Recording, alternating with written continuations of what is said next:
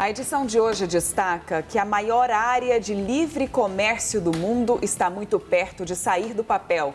Depois de quase 26 anos de negociações, os países da União Europeia deram aval para a assinatura do acordo com o Mercosul.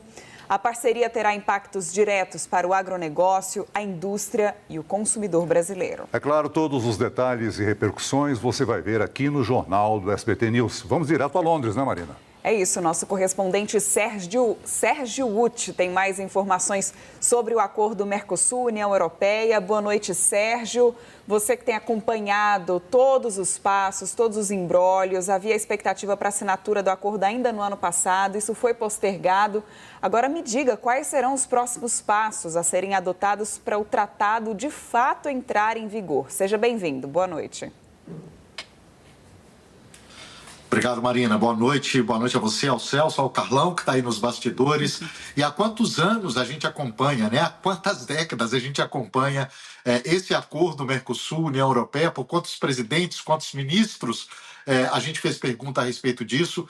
E hoje, finalmente, chega-se a esse marco considerado histórico, não só pelo governo brasileiro, mas também por governos europeus, como o governo da Alemanha, que estava ali no time da frente dos que estavam defendendo.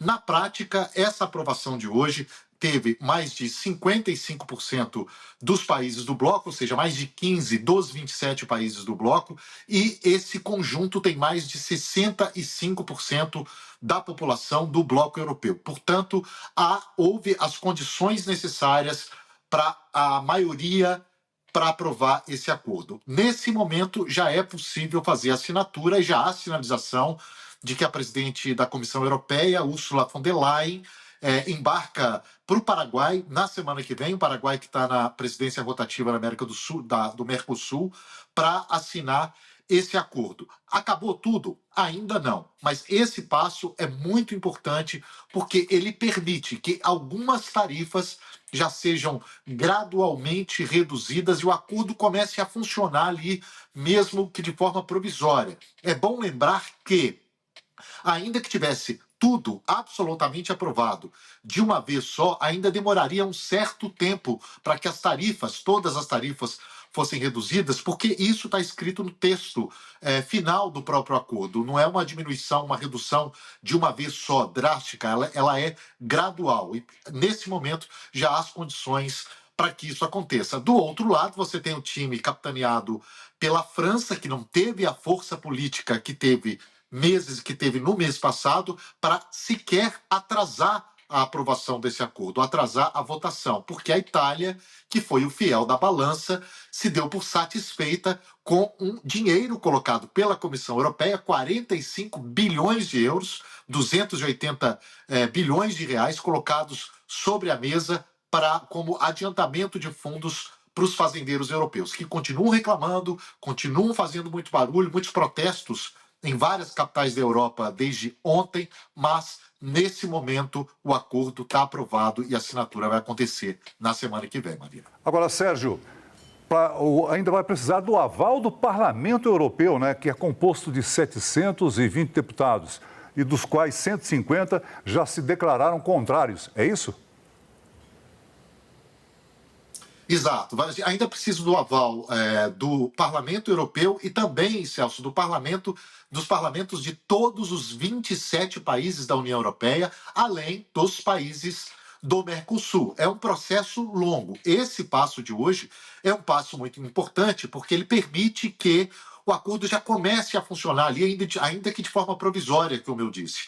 Portanto, é considerado um marco aí, histórico, como disseram vários líderes europeus e também líderes sul-americanos, como o presidente Lula. Mas para que ele comece para valer e entre em vigor 100% funcionando, todas as regras, isso pode levar ainda alguns meses e pode levar, inclusive, alguns anos, porque há alguns países, como a França, por exemplo, que fazem forte oposição e prometem, inclusive, recorrer à Corte de Justiça da União Europeia, que seria um dos caminhos para inviabilizar esse acordo. Mas, nesse momento, o timing está a favor dos países que são a favor desse acordo, porque não é apenas o comércio que está em jogo. A gente está num momento aí geopolítico muito complicado, e, inclusive, as manifestações dos líderes que comemoraram a aprovação, como o chanceler alemão, o Friedrich Merz, e o primeiro-ministro da Espanha, o Pedro Sánchez, foram muito nesse sentido, de que a União Europeia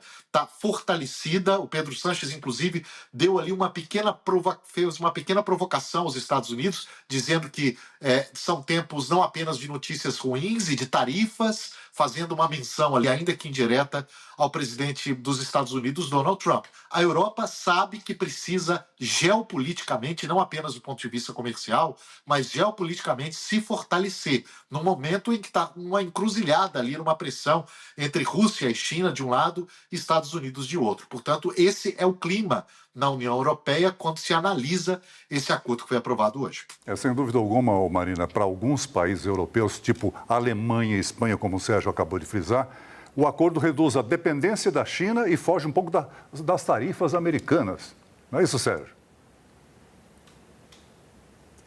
Exato, exato. Essa é a leitura que muitos líderes europeus fizeram, o argumento que muitos deles usaram de dar um passo em direção ao fortalecimento do multilateralismo, algo também muito defendido pelo presidente Lula.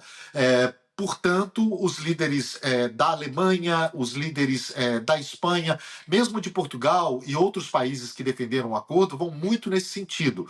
É preciso que a Europa, a União Europeia, fortaleça os seus laços com outras partes do mundo. É claro, é um acordo, né? Ganha-se ali, perde-se um pouco aqui, há muitas salvaguardas na questão da carne, por exemplo, e dos alimentos, que é uma questão muito sensível no bloco europeu, principalmente na França, que é a maior produtora agrícola do bloco. Há muitas ressalvas que foram colocadas nessas últimas semanas, últimos meses. Não vai haver uma enxurrada, como se diz aqui, de carne brasileira, de carne sul-americana ou de produtos agrícolas sul-americanos, porque eles têm essa salvaguarda para limitar o que entra. Portanto, a visão dos europeus, ou da maioria deles, é de que é um acordo ganha-ganha. Os dois lados estão ganhando.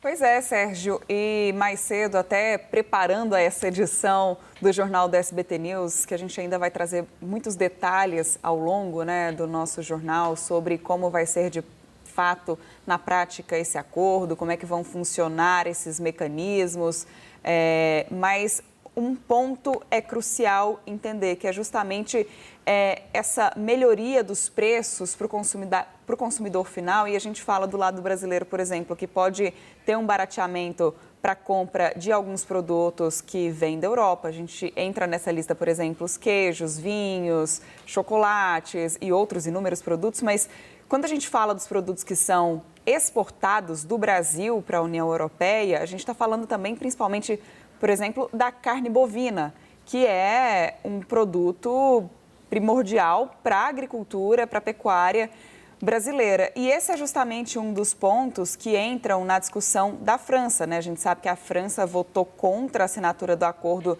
depois de muitos protestos de agricultores em Paris, protestos que aconteceram nas últimas semanas. E eu queria saber de você, Sérgio, como é que fica a pressão interna na França contra o presidente Emmanuel Macron depois dessa aprovação, porque Macron não teve a força ali suficiente para impedir o avanço, né, do acordo.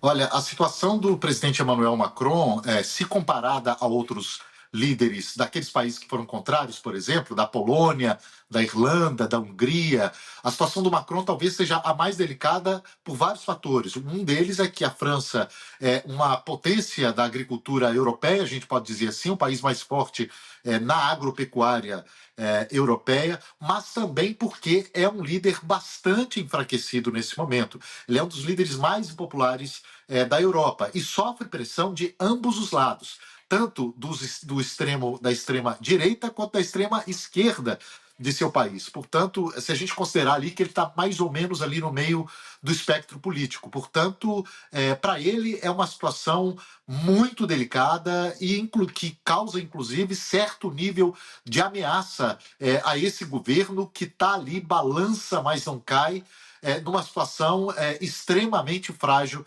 nesse momento. Portanto, a posição do Macron de colocar ali que vai recorrer, vai tentar inviabilizar esse acordo, seja na Corte de Justiça, seja tentando convencer outros países. Isso não surpreende muito, porque quando ele fala isso, ele fala não apenas com a convicção que ele diz ter que esse acordo não é tão bom, mas ele fala principalmente para o público interno, porque sabe que esse é um dos pontos mais frágeis do governo dele nesse momento.